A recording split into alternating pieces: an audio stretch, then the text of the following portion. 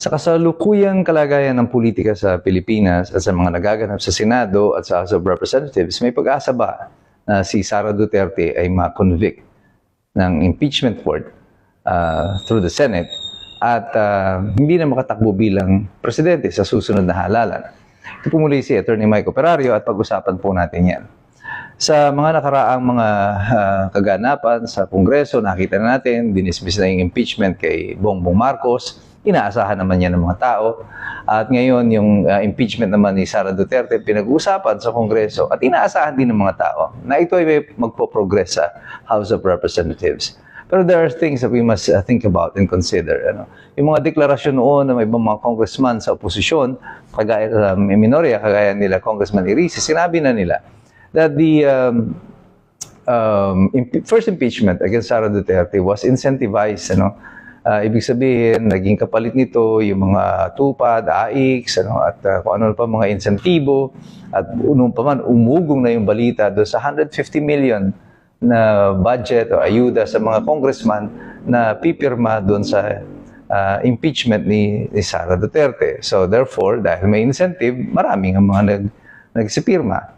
So inaasahan natin na dito sa pangalawang impeachment ay hindi naman siguro pipirma uli itong mga congressman ito kung wala uling insentibo. At ito ngang mga last month, nung pinag-uusapan na ito tungkol sa impeachment, nagpapahiging itong si Congressman Abante na siya daw ay wala daw interesado sa House tungkol sa impeachment. Sabi ko, di ako naniniwala doon. Ako tingin ko nagpaparinig lang yung mga yan kasi may gusto sila na makuha o ma-incentivize na naman muli siguro itong impeachment at hindi sila kikilos kung wala itong incentive. Ang tanong na lang ng taong bayan ngayon, ano kaya yung insentibo na tinanggap nila ngayon kung i-impeach uli nila si Sara Duterte. So kung inaasahan na ng mga tao na sa House of Representatives gugulong itong impeachment ni Sara Duterte, ano naman ang aasahan natin sa Senado? Well, the good thing about the Vice President is that as of today, walang bilang ang administrasyon to impeach Sara Duterte. They needed 16 senators para i-impeach si Sara Duterte. And right now, they only have 15. They are one short.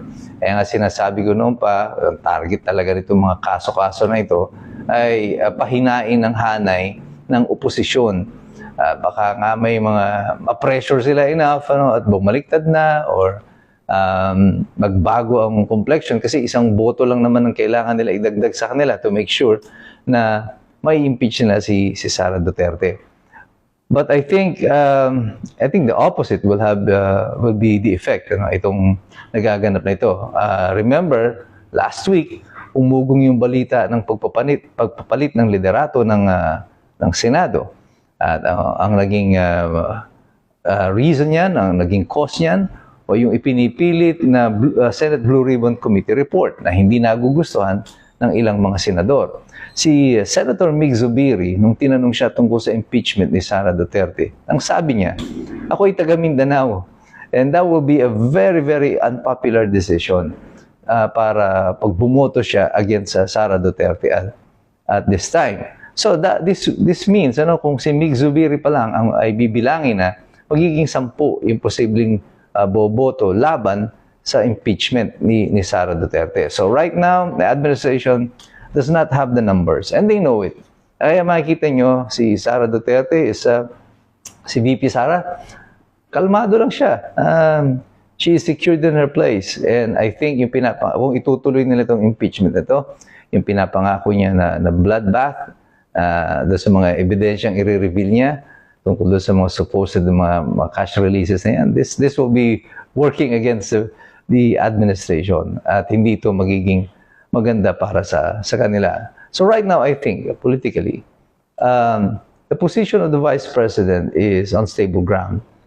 Hindi siya kayang i-impeach ngayon ng administration. What they're just hoping is that sa pamamagitan ng impeachment proceedings na to, that they can discredit si Sara Duterte enough so that she will lose it in 2028.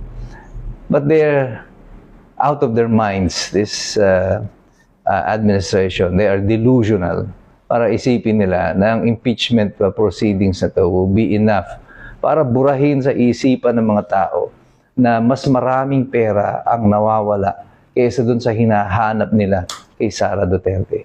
Trilyong piso ang nawala dito sa flood control. Bilyon-bilyon ang intelligence fund or confidential fund ng Malacanang. And even other executive departments like the DILG, the Ombudsman, dami nilang mga pera na unaccounted for. And yet, feeling nila sa pamamagitan ng 125 million na yon na confidential fund, ay masisira nila si Sara Duterte. We are not fools. Hindi hangal ang mga Pilipino na to understand what is happening right now. And I think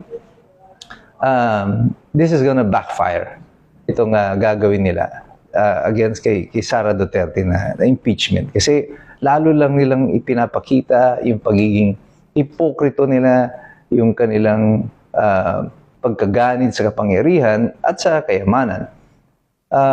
With the rainy season coming in, there will be more floods. There will be more issues about the flood control. Lalong i-expose ng Mother Nature, ng inang kalikasan, ang lahat ng mga nakawan na nangyari. Nakita na natin ito, naulit na naman sa Iligan, nauulit sa Catanduanes, at marami pa mga disasters ang babalik at makikita ng taong bayan. Kaya kahit kailan, hindi nyo makukumbinsi ang taong bayan na ang tunay na magnanakaw dito ay si Sara Duterte, sapagkat ang ebidensya ay inihahayag na sa harapan ng mga tao sa pamamagitan na rin ng ating kalikasan.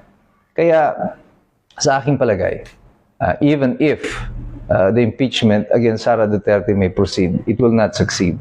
And even if, for purposes of argument, na makakuha sila ng sapat na bilang, may mga nagsibaliktad ng mga senador na pressure enough para bumaliktad sila, para i-impeach si Sara Duterte. All the Vice President had to do is that kung alam niya wala siyang bilang, mag-resign lang siya. So she can still run in 2028. So there are still a lot of options in the table. Pero sinasabi ko na nga sa inyo noon pa, lagi kong sinasabi, itong mga supposed best laid out plans ng administrasyon, laging palpak. Hindi po nila madali talaga si Sara Duterte. Ito na nga si Boying Rimulya ng Ombudsman. Hayagan na ginagamit niya yung Office of the Ombudsman. They have basically weaponized it against the opposition in the Senate. Nadinig niyo yung huling interview niya, pinagmamalaki pa niya, naka-ready na kayong arresting team. At pinaririnig niya yan for Tito Soto.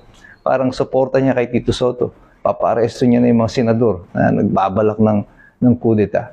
If that is not weaponization of the Office of the Ombudsman or the political gains of this administration, then I don't know what is. At itong nakakalungkot dito, ginagawa nila ito ng hayagan at walang kahihiyan. Pero ang taong bayan will not be intimidated. Ang mga taong bayan hindi bibitaw sa usapin ito. Kitang-kita natin yung pag-abuso dito at kailangan tayong lahat tumayo, manindigan tungkol dito para sa katotohanan at para sa ikaayos na tunay ng ating bansa. Pero sa ating paglahok na yan, patuloy po tayong magsipag-aral sapagkat mahirap makialam ang taong walang alam. So God bless you, God bless us all. Mabuhay ang Republika ng Pilipinas.